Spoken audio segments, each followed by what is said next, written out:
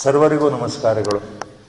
ಎಲ್ಲರ ಪರವಾಗಿ ಗುರುದೇವರಿಗೆ ಶಿರಸಾಷ್ಟಾಂಗ ನಮಸ್ಕಾರವನ್ನು ಭಕ್ತಿಯಿಂದ, ಶ್ರದ್ಧೆಯಿಂದ, ಗೌರವದಿಂದ ಸಲ್ಲಿಸ್ತಾ ಅವರ ಆಜ್ಞೆಯಂತೆ ಇವತ್ತಿನ ಅರ್ಧ ಗಂಟೆಯ ಭಗವದ್ಗೀತಾ ವ್ಯಾಖ್ಯಾನ ಗುರುಸ್ತುತಿ ಮತ್ತು ಮಂಗಳಾಚರಣದ ಶ್ಲೋಕದೊಂದಿಗೆ. ಗುರುವೇ ಸರ್ವಲೋಕಾನಾಂ ಭಿಷಜೇ ಭವರೋಗಿಣಾಂ ನಿಧಯೇ ಸರ್ವವಿದ್ಯಾನಾಂ ಶ್ರೀ ದಕ್ಷಿಣಾಮೂರ್ತಯೇ ನಮಃ. ಸದಾಶಿವಸಮಾರಂಭಾಂ ಶ್ರೀಶಂಕರಾಚಾರ್ಯಮಧ್ಯಮಾಂ ಅಸ್ಮದಾಚಾರ್ಯಪರ್ಯಂತಾಂ ವಂದೇ ಗುರುಪರಂಪರಾಂ. ಓಂ ನಮೋ ಭಗವತೆ ಗುರಾಧೀಶ್ವರಾಯ. ಓಂ ಶ್ರೀ ಗಣೇಶಾಯ ನಮಃ. ಓಂ ಮಹಾಸರಸ್ವತ್ಯೈ ನಮಃ. ವಸುದೇವಸುತಂ ದೇವಂ ಕಂಸಚಾಣೂರಮರ್ದನಂ ದೇವಕೀ ಪರಮಾನಂದಂ ಕೃಷ್ಣಂ ವಂದೇ ಜಗದ್ಗುರುಂ.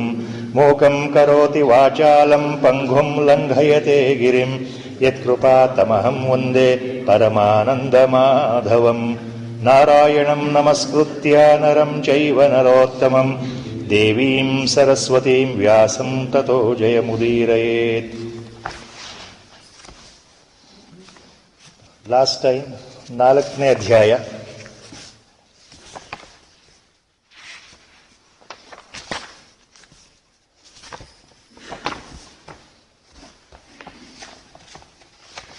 ಈ ವ್ಯಾಖ್ಯಾನ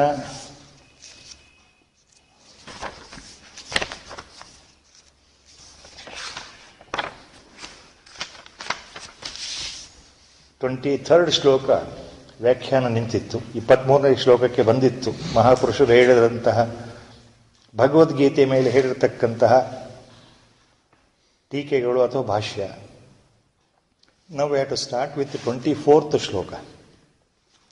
Before that, again the point has come today by Guru's grace. The point which he had mentioned very clearly earlier when he was in the body. ಅದನ್ನು ಒಂದೇ ಒಂದು ವಾಕ್ಯದಲ್ಲಿ ಹೇಳಿ ಮುಂದೆ ಹೋಗೋಣ ಅಂತ ಪ್ರೇರಣೆ ಗುರುಗಳೇ ಕೊಡ್ತಾ ಇದ್ದಾರೆ.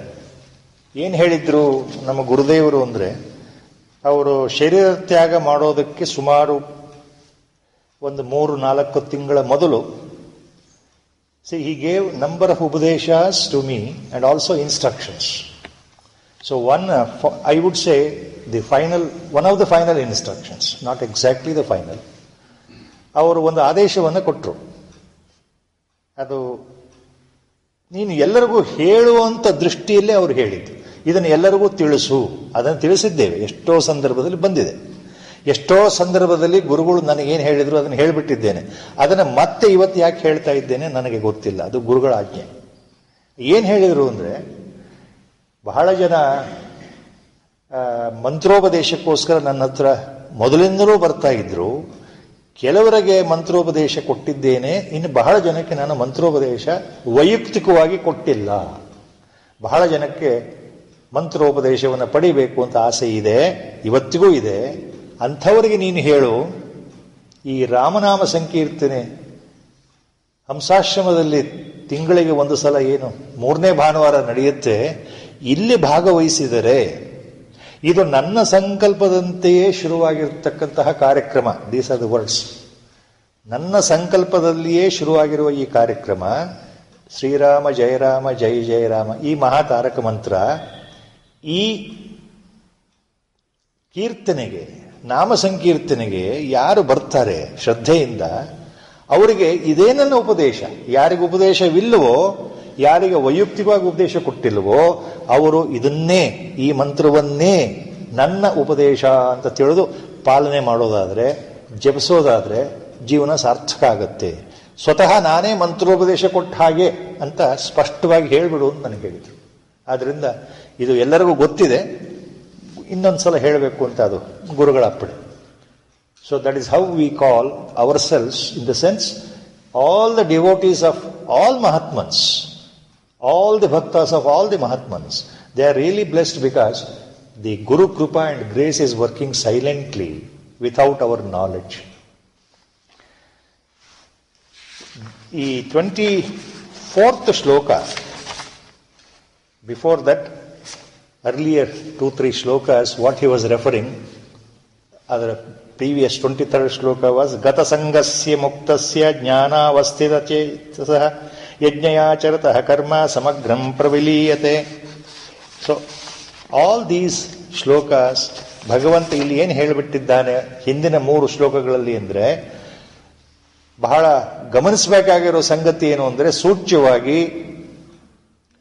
ಅಕರ್ಮ ಸ್ಥಿತಿಯ ಮಹತ್ವ ಅಥವಾ ಕರ್ಮ ರಹಸ್ಯದ ಮಹತ್ವ ಅದನ್ನೇ ಇಲ್ಲಿ ಹೇಳ್ತಾ ಇರೋದು. ಈ ಕರ್ಮದಲ್ಲಿ ಅಕರ್ಮವನ್ನು ನೋಡತಕ್ಕಂತಹ ಮನುಷ್ಯರಲ್ಲೇ ಮಹಾಬುದ್ಧಿವಂತನು ಅಂತ ಹಿಂದೆ ಹೇಳಿಬಿಟ್ಟ ಭಗವಂತ. ಸ ಬುದ್ಧಿಮಾನ್ ಮನುಷ್ಯೇಶು, ಯಾರು ಕರ್ಮದಲ್ಲಿ ಅಕರ್ಮದಲ್ಲಿ ಕರ್ಮವನ್ನು ನೋಡ್ತಾರೋ ಅಂತಹ ಮನುಷ್ಯ ವಿವೇಕಿ, ಅಂದರೆ ಅವನು ಕೊನೆಗೆ ಜ್ಞಾನಿ ಅನ್ನೋ ಅರ್ಥದಲ್ಲಿ ಭಗವಂತ ಹೇಳ್ದ. ಸೊ ಹಿಂದಿನ ಈ ಶ್ಲೋಕಗಳಲ್ಲಿ ಭಗವಂತ ಒತ್ತು ಕೊಡ್ತಾ ಇರೋದೇ ಅಕರ್ಮ ಸ್ಥಿತಿ ಬಗ್ಗೆ, ಅಂದ್ರೆ ನಿಷ್ಕಾಮ ಕರ್ಮ ಯೋಗದ ಬಗ್ಗೆ ಒತ್ತು ಕೊಡ್ತಾ ಇರ್ತಕ್ಕಂಥದ್ದು. ಸೊ ಯಾರು ಇದನ್ನು ಅರ್ಥ ಮಾಡ್ಕೊಂಡಿದ್ದಾರೋ ಅವನು ಮುಕ್ತನಾಗ್ಬಿಡ್ತಾನೆ, ಪ್ರಪಂಚದ ವ್ಯವಹಾರದಿಂದ ಮಾನಸಿಕವಾಗಿ ಮುಕ್ತನಾಗ್ಬಿಡ್ತಾನೆ. ಗತಸಂಗಸ್ಯ ಅಂದ್ರೆ ಅದೇ ಅರ್ಥ. ಮುಕ್ತಸ್ಯ ಜ್ಞಾನಾವಸ್ಥಿತ ಚೇತಸಃ, ಅವನು ಜ್ಞಾನಾವಸ್ಥೆ ತಲುಪ ಬಿಡ್ತಾನೆ. ಭಗವಂತನ ಸೂಚನೆ ಇಲ್ಲಿ ಏನಿದೆ ಅಂದ್ರೆ, ನಮ್ಮ ಗುರುಗಳು ಹೇಳಿದ ಹಾಗೆ ಮುಖ್ಯವಾಗಿ ಕಲಿಯುಗದಲ್ಲಿ ಈಗ ನಮ್ಮಂಥ ಅಜ್ಞಾನಿಗಳಿಗೆ ಬಹಳ ಸುಲಭವಾದ ದಾರಿ ಯಾವುದು ಅಂದ್ರೆ ಕರ್ಮಯೋಗ. ಎಲ್ಲೆಲ್ಲಿ ಭಗವದ್ಗೀತೆಯಲ್ಲಿ ಯೋಗಿ ಅನ್ನೋ ಶಬ್ದವನ್ನು ಭಗವಂತ ಬಳಸಿದ್ದಾನೆ, ಕೆಲವು ವಿಶೇಷಗಳನ್ನು ಬಿಟ್ಟು ಸಾಮಾನ್ಯವಾಗಿ ಯಾವ ಶ್ಲೋಕದಲ್ಲಿ ಯೋಗಿ ಅಂತ ಶಬ್ದ ಬರುತ್ತೋ ಆ ಯೋಗಿ ಅಂತಂದ್ರೆ ಯಾರು ಅದು ಯೋಗಿ, ಯಾರದು ಅಂದ್ರೆ ಅವನು ಕರ್ಮಯೋಗಿ ಅಂತಾನೆ ಅರ್ಥ ಮಾಡ್ಕೊಳ್ಬೇಕು. ಸೊ ಕರ್ಮಯೋಗಕ್ಕೆ ಪ್ರಾಧಾನ್ಯತೆ, ಅದು ನಿಷ್ಕಾಮ ಕರ್ಮಯೋಗ, ಆಸೆ ಇಲ್ಲದೆ ಮಾಡತಕ್ಕಂಥದ್ದು. ಈ ಮುಂದಿನ ಶ್ಲೋಕಕ್ಕೆ ಹೋಗೋ ಮೊದಲು ಇಷ್ಟೆಲ್ಲ ಇನ್ನೊಂದ್ಸಲ ತಿಳ್ಕೊಳ್ಬೇಕು. ಯಾಕೆ ಅಂದ್ರೆ ಮುಂದೆ ಈ 4ನೇ ಅಧ್ಯಾಯ ಈಗೇನು ಮುಗಿಯುತ್ತೆ, 5ನೇ ಅಧ್ಯಾಯಕ್ಕೆ ಬಂದಾಗ ಮೊದಲು ಪ್ರಾರಂಭದಲ್ಲಿ ಮತ್ತೆ ಅರ್ಜುನ ಒಂದು ಪ್ರಶ್ನೆ ಮಾಡ್ತಾನೆ 5ನೇ ಅಧ್ಯಾಯದಲ್ಲಿ. So in the beginning of the next 5th chapter again there is a question by Arjuna. That means question from all of us. ಯಾಕೆ ಇಷ್ಟೊತ್ತನಕ ಭಗವಂತ ಹೇಳಿದ್ದು 4ನೇ ಅಧ್ಯಾಯದ್ದು ಸಾರಾಂಶ ನಮಗೆ ಇನ್ನೂ ಅರ್ಥ ಆಗಲಿಲ್ಲ. We never understood. That is why remember Gurudev use to say Bhagavad Gita cannot be understood so easily. ಇಷ್ಟೆಲ್ಲ ಭಗವಂತ ಹೇಳ್ತಾ ಇದ್ದಾಗ ಈ 4ನೇ ಅಧ್ಯಾಯದಲ್ಲಿ ಜ್ಞಾನ ಕರ್ಮ ಯೋಗದಲ್ಲಿ ಹೇಳ್ತಾ ಇರಬೇಕಾದ್ರೆ ಅಲ್ಲಿ 5ನೇ ಅಧ್ಯಾಯದ ಪ್ರಾರಂಭದಲ್ಲಿ ಒಂದು ಪ್ರಶ್ನೆ ಬರುತ್ತೆ ಮತ್ತೆ ಅರ್ಜುನನ ಮನಸ್ಸಿಗೆ. ಆ ಪ್ರಶ್ನೆ ಕೇಳ್ತಾನೆ. ಅದನ್ನು ಈಗಲೇ ತಿಳ್ಕೊಂಡ್ರೆ ಈ ಮುಂದಿನ ಶ್ಲೋಕಗಳು ಈ 4ನೇ ಅಧ್ಯಾಯ ಚೆನ್ನಾಗಿ ಅರ್ಥ ಆಗಲಿ ಅಂತ ಒಂದು ಭಾವ. ಏನ್ ಪ್ರಶ್ನೆ ಕೇಳ್ತಾನೆ ಅಂದ್ರೆ, ಕೃಷ್ಣ ಇದೆಲ್ಲ ಹೇಳ್ತಾ ಇದೀಯ ನೀನು, ಅಲ್ಲಿ ನನಗೆ ಇನ್ನೊಂದು ಸಂದೇಹ ಬಂದ್ಬಿಡುತ್ತಲ್ಲ. ಮತ್ತೆ ನೀನು ಹೇಳಿದ್ದನ್ನ ಎಲ್ಲಿಂದ ಎಲ್ಲಿಗೋ ವಿಷಯಾಂತರ ಮಾಡಿ ಎಲ್ಲೋ ಪ್ರಾರಂಭ ಆಗಿ ಎಲ್ಲೋ ಬಂದು ಕೊನೆಗೆ ಎಲ್ಲವೂ ಕಲಸು ಮೇಲೋಗ ಮನಸ್ಸಿಗೆ ಸಂದೇಹ ಸಂಶಯಗಳು ಬಂದ್ಬಿಡ್ತು. ನನಗೆ ಒಂದು ಸಂಶಯಕ್ಕೆ ನೀನು ಉತ್ತರ ಕೊಡಬೇಕು. ಏನು? ಕರ್ಮ ಸನ್ಯಾಸ ಅಂತ ಮಾತಾಡ್ತಾ ಇದೀಯಾ, ಕರ್ಮಯೋಗ ಅಂತ ಮಾತಾಡ್ತಾ ಇದೀಯಾ? ಈ ಕರ್ಮ ಸನ್ಯಾಸ ಮತ್ತು ಕರ್ಮಯೋಗ ಎರಡನ್ನೂ ನೀನು ಹೊಗಳ್ತಾ ಇದ್ದೀಯ. ಸನ್ಯಾಸ ಅಂದ್ರೆ ಇಲ್ಲಿ ವಿಶೇಷವಾದ ಅರ್ಥ ಬಿಡೋದು ಅಂತ, ಸುಮ್ಮನೆ ಇರೋದು ಅಂತ. The word karma sanyasa basically according to Arjuna means keeping quiet without doing any karma. That is karma sanyasa. Not doing any karma at all. Keeping quiet. So that is karma sannyasa. Then karma yoga. Karma yoga means what? Do everything sincerely, diligently. Don't stop. Don't sit quiet. Do all the karmas allotted to you in your birth. But without intention, without volition, without desire.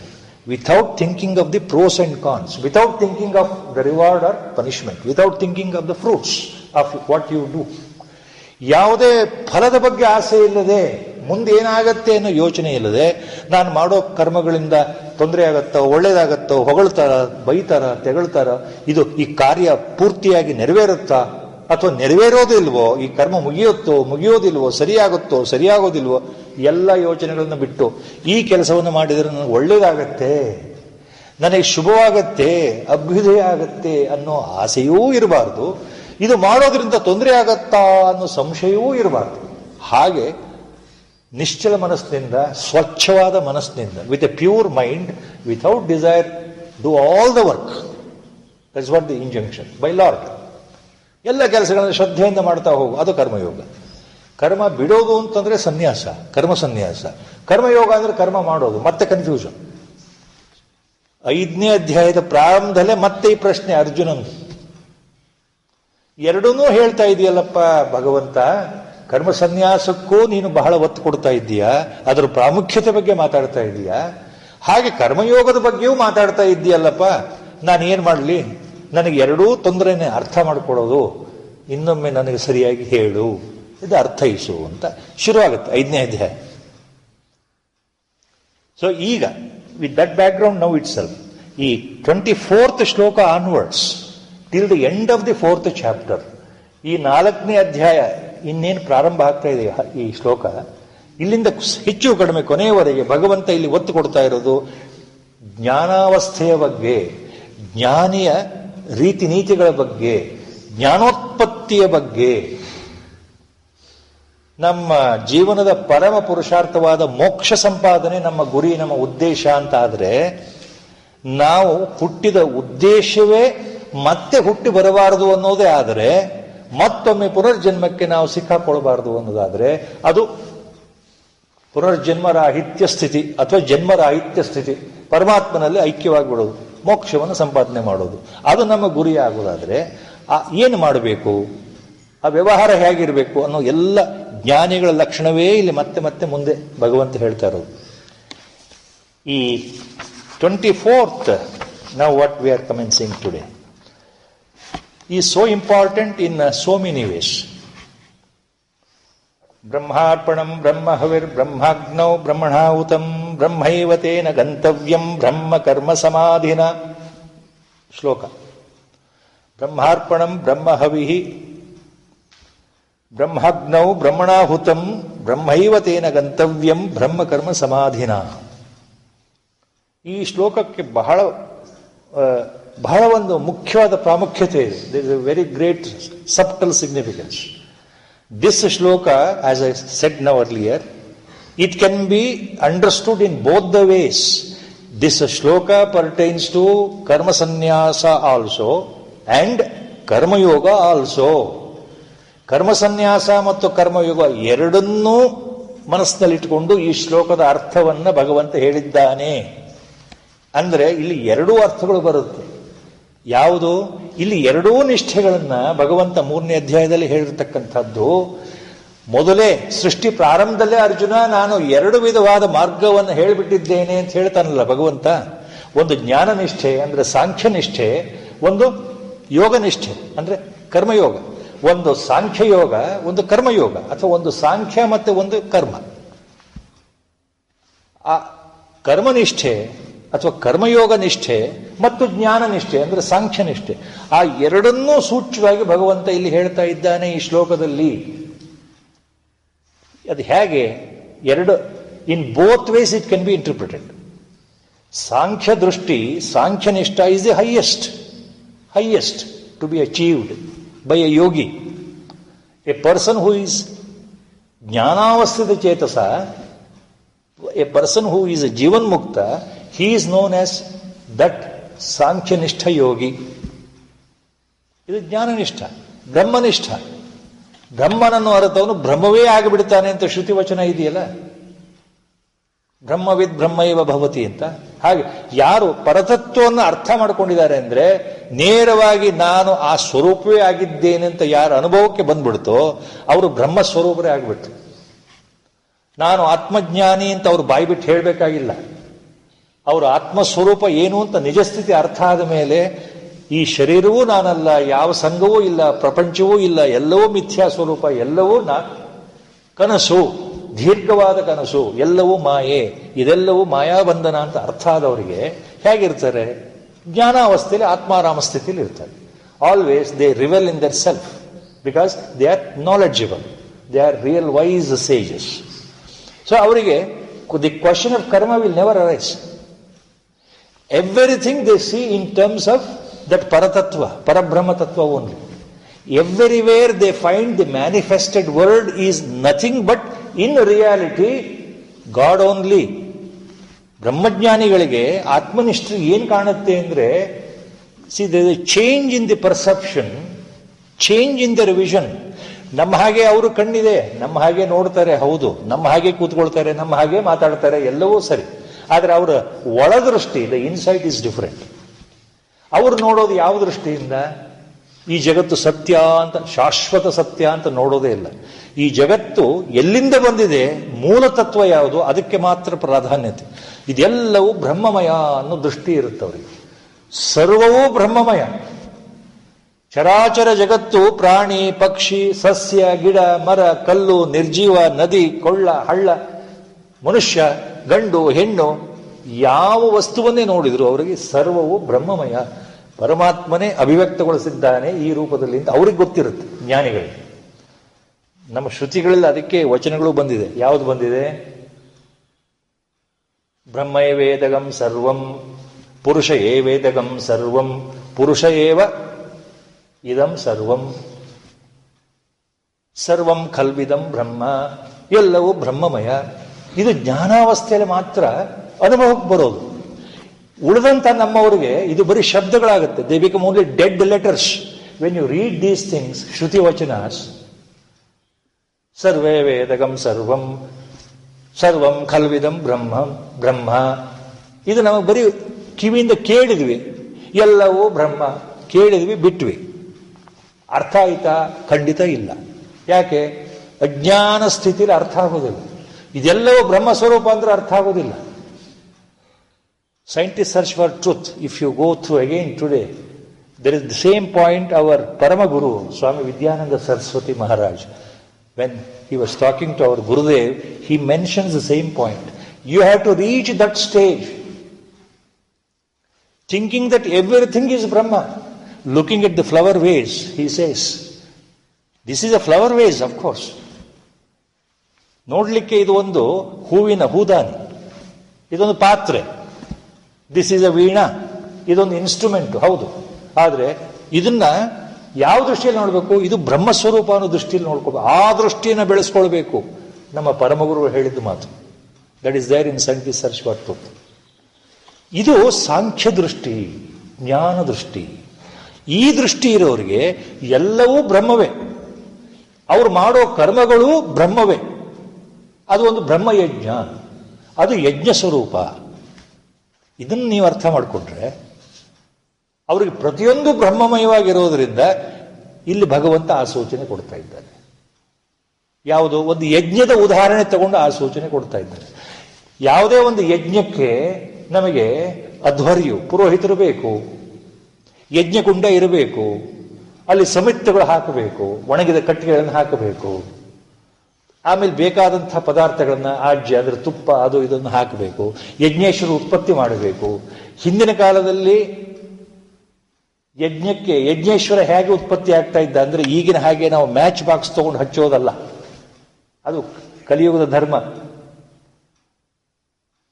ಹಿಂದಿನ ಕಾಲದಲ್ಲಿ ಹೇಗೆ ಯಜ್ಞಕ್ಕೆ ಬೇಕಾಗತಕ್ಕಂಥ ಯಜ್ಞ ಜ್ವಾಲೆಯನ್ನ, ಯಜ್ಞೇಶ್ವರನ್ನ ಹೇಗೆ ಉತ್ಪತ್ತಿ ಮಾಡ್ತಾ ಇದ್ರು?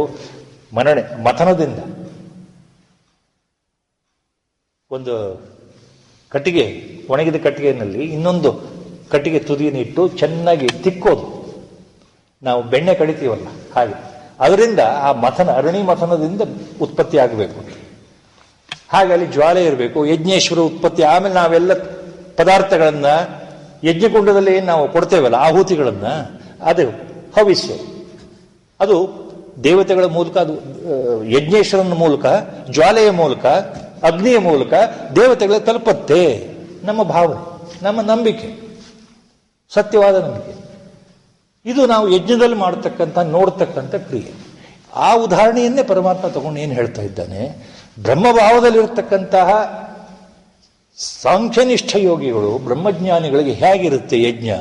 ಅವರು ಒಂದು ಯಜ್ಞವನ್ನು ಮಾಡೋದಾದ್ರೆ ಹೇಗಿರುತ್ತೆ ಅವ್ರ ದೃಷ್ಟಿನಲ್ಲಿ ಅಂದ್ರೆ, ಬ್ರಹ್ಮಾರ್ಪಣಂ, ಅರ್ಪಣವೋ ಬ್ರಹ್ಮ. ಅರ್ಪಣ, ಕಾಮನ್ ಕಾಮೆಂಟೇಟರ್ಸ್, ಅರ್ಪಣ means offering, one which you offer to the God, ಅರ್ಪಣ. But the correct meaning of the word arpana, according to Acharya Shankara and Jnaneshwar Maharaj and other Mahatmas, here word arpana refers to the instrument, ladle, the wooden instrument. What our Subramanya Udupa is here, he knows it. What they use to take out the ghee and pour it into the Yajñakunda. That long instrument, wooden ladle, that is called arpana. ಯಜ್ಞಕ್ಕೆ ಆಹುತಿ ಕೊಡಬೇಕಾದ್ರೆ ಬಳಸ್ತಕ್ಕಂತಹ ಆ ಮರದ ಅಥವಾ ಬೇರೆ ಲೋಹದ ಪಾತ್ರೆ ಇರಬಹುದು, ಈ ಮರದ ಸೌಟ್ ಇರಬಹುದು, ಅದು ಅರ್ಪಣ. ಸೊ ಯಜ್ಞಕ್ಕೆ ಆಹುತಿ ಕೊಡ್ತಕ್ಕಂತಹ ಸಲಕರಣೆ ಏನಿದೆಯೋ ಅದನ್ನ ಸೃಕ್ ಅಂತ ಕರೀತಾರೆ ಸಂಸ್ಕೃತದಲ್ಲಿ, ಸ್ರುವ ಅಂತ ಕರೀತಾರೆ. ಆ ಸೃಕ್ ಸ್ರುವ ಇತ್ಯಾದಿಗಳು ಅದು ಬ್ರಹ್ಮವೇ. The ladle also Brahma. ಬ್ರಹ್ಮ ಹವಿಹಿ, ಕೊಡ್ತಕ್ಕಂಥ ಹವಿಸ್ಸು, the offering is also Brahma. Whatever you offer into the ಯಜ್ಞಕುಂಡ, ದಟ್ ಇಸ್ ಆಲ್ಸೋ ಬ್ರಹ್ಮ, ಹವಿಸ್. ಬ್ರಹ್ಮಾಗ್ನೌ ಬ್ರಹ್ಮಣಾಹುತಂ, ಆ ಅಗ್ನಿ ಏನು ಜ್ವಲಿಸ್ತಾ ಇದೆಯಲ್ಲ, that itself is Brahma.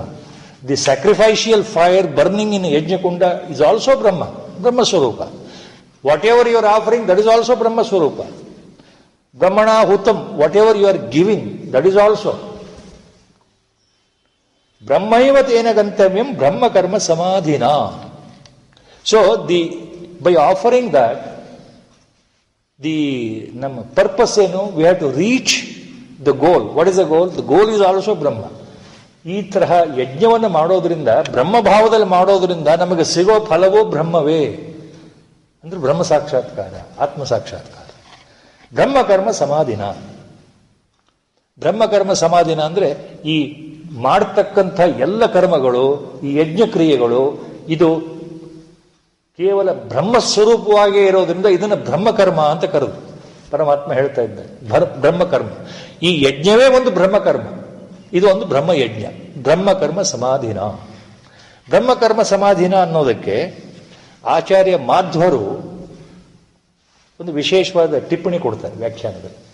ಬ್ರಹ್ಮಕರ್ಮ ಸಮಾಧಿನ means the regular samadhi state, the one-pointed concentration where everything is lost, thoughtless state, where you sit under deep meditation and enter into samadhi, deeper one-pointed concentration, whether it is savikalpa samadhi in the initial stage or final stage nirvikalpa samadhi, where triputis are lost.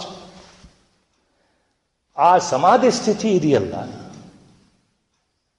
ಆ ಸಮಾಧಿ ಸ್ಥಿತಿಯು ಒಂದು ಬ್ರಹ್ಮಕರ್ಮವೇ ಅಂತ ಆಚಾರ್ಯ ಮಾಧ್ವರು ಹೇಳ್ತಾ ಇದ್ದಾರೆ.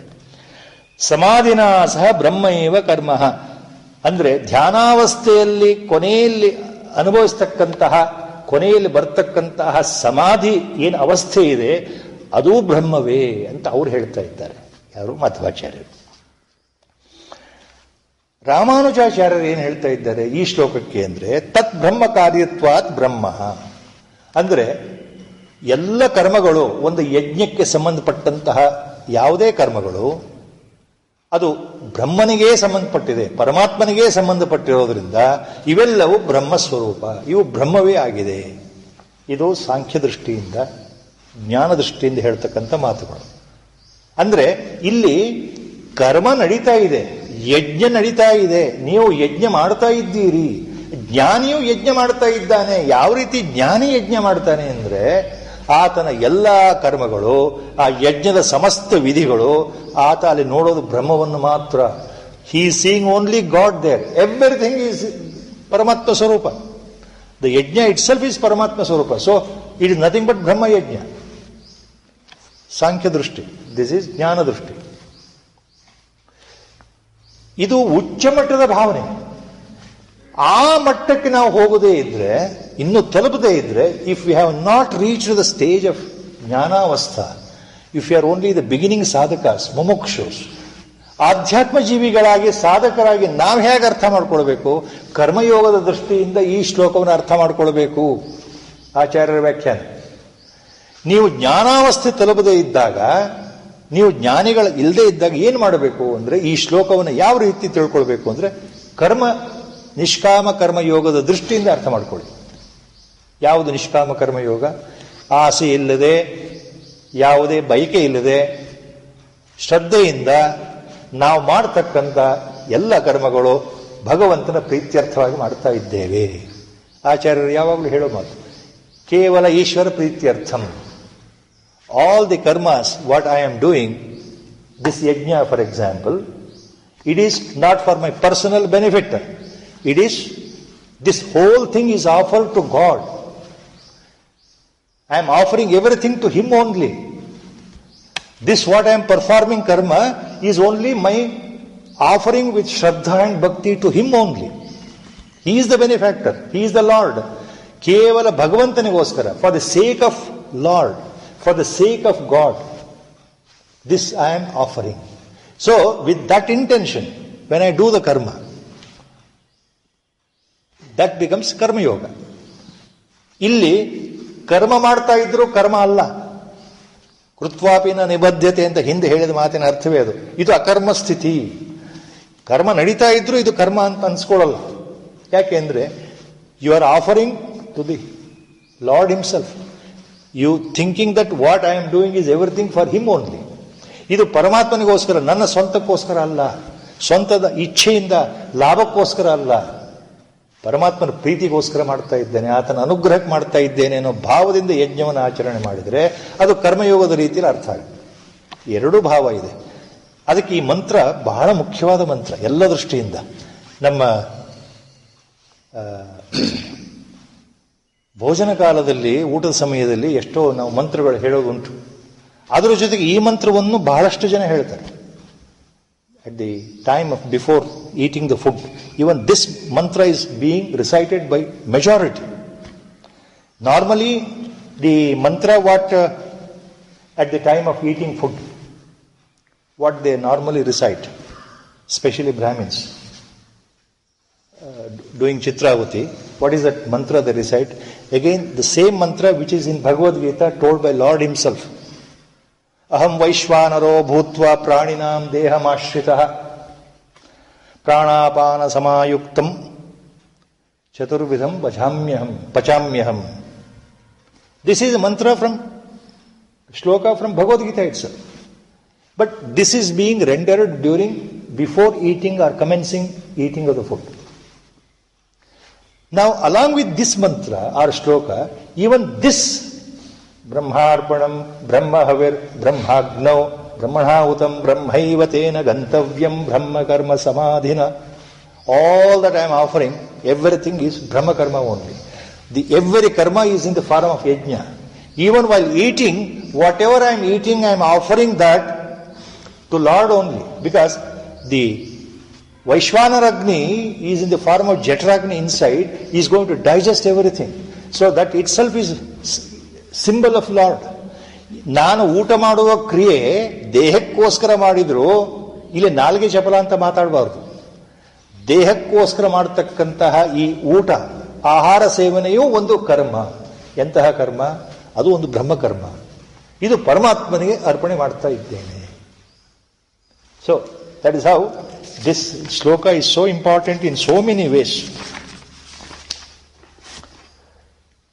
Next shloka, again he makes it very clear. Now the word yajna he has used, so now he is making distinctions.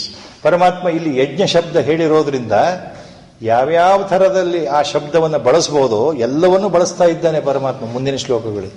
ಈಗ ದೈವಯಜ್ಞ, ಬ್ರಹ್ಮಯಜ್ಞ, ತಪೋಯಜ್ಞ, ಸ್ವಾಧ್ಯಾಯ ಯಜ್ಞ, ಈ ಥರ ಎಲ್ಲ ಶಬ್ದಗಳನ್ನು ಕೊನೆಗೆ ಜ್ಞಾನ ಯಜ್ಞ. ಕೊನೆಯಲ್ಲಿ ಏನು ಹೇಳ್ತಾನೆ ಭಗವಂತ? ಈ ಥರ ಎಲ್ಲ ಯಜ್ಞಗಳಿಗಿಂತ ಬಹಳ ಮುಖ್ಯವಾದದ್ದು, ನನಗೆ ಬಹಳ ಪ್ರಿಯವಾದದ್ದು, ಅತ್ಯಂತ ಪ್ರಾಮುಖ್ಯವಾದದ್ದು ಯಾವುದು? ಎಲ್ಲ ಯಜ್ಞಗಳಲ್ಲಿ ಜ್ಞಾನ ಯಜ್ಞ ಅತ್ಯಂತ ಪ್ರಾಮುಖ್ಯ ಅಂತ ಕೊನೆಯಲ್ಲಿ ಹೇಳ್ತಾನೆ. ಸೊ ನಾವು ನೆಕ್ಸ್ಟ್ ಶ್ಲೋಕ, ದೈವಮೇವಾಪರೇ ಯಜ್ಞಂ ಯೋಗಿನ ಪರ್ಯುಪಾಸತೆ ಬ್ರಹ್ಮಾಗ್ನಾವಪರೇ ಯಜ್ಞಂ ಯಜ್ಞೈನೈವೋಪಜುಹ್ವತಿ. ದೈವಂ ಅಪರೇ ಯಜ್ಞಂ ಯೋಗಿನಃ ಪರ್ಯುಪಾಸತೆ. ಫಸ್ಟ್ ಚರಣ ಇಂಡಿಕೇಟ್ಸ್ ಟು ದೈವಯಜ್ಞ. ಪರಮಾತ್ಮ ಇಲ್ಲಿ ಮೊದಲನೇ ಚರಣದಲ್ಲಿ ದೈವಯಜ್ಞ ಅಂದ್ರೆ ಏನು ಅಂತ ಒಂದು ಪರಿಭಾಷೆ, ಒಂದು ಕಲ್ಪನೆ, ಅದಕ್ಕೆ ಒಂದು ವ್ಯಾಖ್ಯಾನ ಕೊಡ್ತಾ ಇದ್ದಾನೆ ಪರಮಾತ್ಮ. ದೈವಯಜ್ಞ ಅಂದ್ರೆ ಏನಪ್ಪ? ಕೆಲವು ಯೋಗಿಗಳು ದೈವಯಜ್ಞವನ್ನು ಮಾಡ್ತಾರೆ. ಅಂದ್ರೆ ಪರಮಾತ್ಮನ ಉಪಾಸನೆಯನ್ನು ಮಾಡ್ತಾರೆ. ಪರಮಾತ್ಮನನ್ನು ಯಾವಾಗಲೂ ಸಂತೋಷವಾಗಿ ಪೂಜೆ ಮಾಡ್ತಾ ಇರ್ತಾರೆ. ಆ ಪರಮಾತ್ಮನ ಪೂಜೆ, ಪರಮಾತ್ಮನ ಕೀರ್ತನೆ, ಪರಮಾತ್ಮನಿಗೋಸ್ಕರ ಮಾಡತಕ್ಕಂಥ ಎಲ್ಲ ರೀತಿ ಪೂಜಾ ಪುನಸ್ಕಾರಗಳು, ವ್ರತಗಳು, ನಿಯಮಗಳು, ಹೋಮ ಹವನಗಳು ಎಲ್ಲವೂ ಪರಮಾತ್ಮನಿಗೋಸ್ಕರ ಮಾಡ್ತಾ ಇರೋದ್ರಿಂದ ಅದು ದೈವಯಜ್ಞ. So some yogis worship God in so many ways, in so many methods of upasana vidhis. That is called daiva yajna. Daivam apare, apare means some yoginah daivam ಯಜ್ಞಂ ಪರ್ಯುಪಾಸತೆ. ದೈವ ಯಜ್ಞವನ್ನು ಮಾಡ್ತಾರೆ. ಯಾವ ರೀತಿ ಅಂದರೆ ಪರಮಾತ್ಮನನ್ನ ಸಂತೋಷಗೊಳಿಸಲಿಕ್ಕೆ ನಾನಾ ರೀತಿಯ ಪೂಜೆ, ನಾನಾ ರೀತಿಯ ವ್ರತಗಳನ್ನು, ಉಪಾಸನೆಗಳನ್ನು, ಸಂಕೀರ್ತನೆಗಳನ್ನು, ಯಜ್ಞಗಳನ್ನು ಮಾಡ್ತಾ ಇರ್ತಾರೆ. ಪರಮಾತ್ಮನಿಗೋಸ್ಕರ ಮಾಡೋದ್ರಿಂದ ಅದು ದೈವಯಜ್ಞ. ದೈವಮೇವ ಪರೇ ಯಜ್ಞಂ ಯೋಗಿನ ಪರ್ಯುಪಾಸತೆ ಬ್ರಹ್ಮಾಜ್ಞಾವಪರೇ ಯಜ್ಞಂ ಯಜ್ಞೈನೈವೋಪಜುಹ್ವತಿ. ಬ್ರಹ್ಮಾಜ್ಞೌ ಅಪರೆ, ಅಪರೆ ಮೀನ್ಸ್ ಸಮ್ ಅದರ್ ಯೋಗೀಸ್. ಇನ್ನು ಉಳಿದ ಕೆಲವು ಯೋಗಿಗಳು, ಕೆಲವರು ಮುಮುಕ್ಷುಗಳು ಅಂತನೂ ಆಗತ್ತೆ, ಇಲ್ಲಿ ಜಿಜ್ಞಾಸುಗಳು ಅಂತನೂ ಆಗತ್ತೆ. ಯೋಗಿ ಅಂತಂದ್ರೆ ಸಾಧನಾ ಮಾರ್ಗದಲ್ಲಿ ಇರೋರು ಅಂತನೂ ಆಗತ್ತೆ. ಸೊ ಇನ್ನು ಕೆಲವರು ಏನು ಮಾಡ್ತಾರೆ? ಬ್ರಹ್ಮಾಗ್ನೌ ಯಜ್ಞಂ ಯಜ್ಞೈನೇವ ಉಪಜುಹ್ವತಿ. ಬ್ರಹ್ಮಾಗ್ನೌ ಯಜ್ಞಂ ಯಜ್ಞೇನ ಏವ ಉಪಜುಹ್ವತಿ. ಬ್ರಹ್ಮಾಗ್ನಾವಪರೇ ಯಜ್ಞಂ ಯಜ್ಞೈನೈವೋಪಜುಹ್ವತಿ. ಇನ್ನು ಕೆಲವು ಯೋಗಿಗಳು, ಇನ್ನು ಕೆಲವು ಮಹಾತ್ಮರು ಅನಿಸ್ಕೊಂಡಿರ್ತಕ್ಕಂಥ ಸಾಧಕರು, ಬಲ್ಲವರು, ತಿಳಿದವರು ಏನ್ ಮಾಡ್ತಾರೆ ಅಂತಂದ್ರೆ, ಈ ಬ್ರಹ್ಮರೂಪಿ ಯಜ್ಞದಲ್ಲಿ, ಬ್ರಹ್ಮರೂಪಿ ಅಗ್ನಿಯಲ್ಲಿ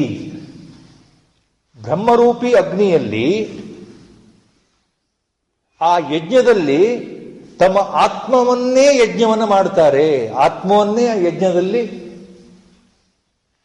ಪ್ರದಾನ ಮಾಡ್ತಾರೆ. ಅಂದ್ರೆ ಅರ್ಥ ಏನು? ಕೇವಲ ದೈವಯಜ್ಞ ಮಾಡೋದು ಒಂದು ಗುಂಪಾದರೆ, ಇನ್ನು ಕೆಲವರು ಕೇವಲ ಬ್ರಹ್ಮೋಪಾಸನೆ, ಆತ್ಮನಿಷ್ಠೆಯಿಂದ ಆತ್ಮಸ್ಥರಾಗಿ, ಆತ್ಮಾರಾಮರಾಗಿ, ಸದಾ ಧ್ಯಾನದಲ್ಲಿ, ಪರಮಾತ್ಮನ ಚಿಂತನೆಯಲ್ಲಿ ತಮ್ಮ ಮನಸ್ಸನ್ನು ನಿಶ್ಚಲವಾಗಿ ತೊಡಗಿಸುತ್ತಾರೆ. ಪರಮಾತ್ಮನ ಚಿಂತನೆಯಲ್ಲೇ ಮನಸ್ಸು ತೊಡಗಿಸೋದು ಅದು ಒಂದು ಯಜ್ಞವೇ ಅಂತ. ಅದು ಒಂದು ಯಜ್ಞವೇ, ಅದು ಬ್ರಹ್ಮಯಜ್ಞ. ಸೊ ಬ್ರಹ್ಮಾಜ್ಞಾವಪರೇ ಯಜ್ಞಂ ಯಜ್ಞೈನೈವೋಪಜುಹ್ವತಿ. ಸೊ ಇಲ್ಲಿ ಏನು ಅಂದ್ರೆ, ಎರಡನೇ ಚರಣ ಏನು ಹೇಳ್ತಾ ಇದೆ? ಆತ್ಮಾನಿಷ್ಠ ಯೋಗಿಗಳು ಜ್ಞಾನಾವಸ್ಥೆ ಹಂತದಲ್ಲಿ ಯಾವ ರೀತಿ ಇರ್ತಾರೆ ಅಂದ್ರೆ, ಅವರು ಕೇವಲ ಬ್ರಹ್ಮಯಜ್ಞವನ್ನ, ಜ್ಞಾನಯಜ್ಞವನ್ನು ಮಾಡ್ತಾ ಇರ್ತಾರೆ. ಅವರು ಸದಾ ಆತ್ಮಾರಾಮ ಸ್ಥಿತಿಯಲ್ಲಿ ತಮ್ಮ ಈ ಔಪಾಧಿಕವಾಗಿರ್ತಕ್ಕಂಥ ಆತ್ಮನನ್ನ ನಿರುಪಾಧಿಕವಾಗಿರ್ತಕ್ಕಂಥ ಬ್ರಹ್ಮ ಸ್ವರೂಪಕ್ಕೆ ಹೋಲಿಕೆ ಮಾಡಿ, ಇದು ಅದು ಬೇರೆ ಅಲ್ಲ, ಎರಡೂ ಒಂದೇ. ಇಲ್ಲಿರ್ತಕ್ಕಂಥ ಆತ್ಮನೇ ಬ್ರಹ್ಮ, ಆ ಆತ್ಮ ಬೇರೆ ಅಲ್ಲ, ಪರಬ್ರಹ್ಮ ಬೇರೆ ಅಲ್ಲ ಅನ್ನೋ ಅನುಭವ ಏನು ಉಂಟಾಗುತ್ತೆ, ಆತ್ಮಾನುಭವ, ಆ ಆತ್ಮಾನುಭವದಲ್ಲೇ ಇರ್ತಾರೆ, ಆತ್ಮನಿಷ್ಠರಾಗಿರ್ತಾರೆ ಅಂತ ಅರ್ಥ. ಅಂದ್ರೆ ಅವರು ಜ್ಞಾನ ಮಾರ್ಗದಲ್ಲಿ, ವಿಚಾರ ಮಾರ್ಗದಲ್ಲಿ ನಿಜ ಸ್ವರೂಪ ತಾನು ಯಾರು ಅಂತ ಅರ್ಥ ಮಾಡ್ಕೊಳ್ಳೋದು ಇದೆಯಲ್ಲ, ಅದು ಬ್ರಹ್ಮಯಜ್ಞ. ನನ್ನ ನಿಜವಾದ ಸ್ವರೂಪ ಏನು ಅಂತ ಅರ್ಥ ಮಾಡ್ಕೊಳ್ಳೋದು ಇದೆಯಲ್ಲ, ನಾನು ಶರೀರ ಅಲ್ಲ, ಮನಸ್ಸು ಅಲ್ಲ, ಇಂದ್ರಿಯಗಳು ಅಲ್ಲ, ಈ ಬುದ್ಧಿನೂ ಅಲ್ಲ. I am not this body, I am not this physical body, I am not this subtle body, I am not this ಕಾರಣ ಶರೀರ, ಐ ಆಮ್ ನಾಟ್ ದಿ ಬುದ್ಧಿ and mind, I am not these ಇಂದ್ರಿಯಾಸ್ and senses, I am that only, my real nature is that only. ಈ ಭಾವ ಇದೆಯಲ್ಲ, ಇದು ಬ್ರಹ್ಮಯಜ್ಞ.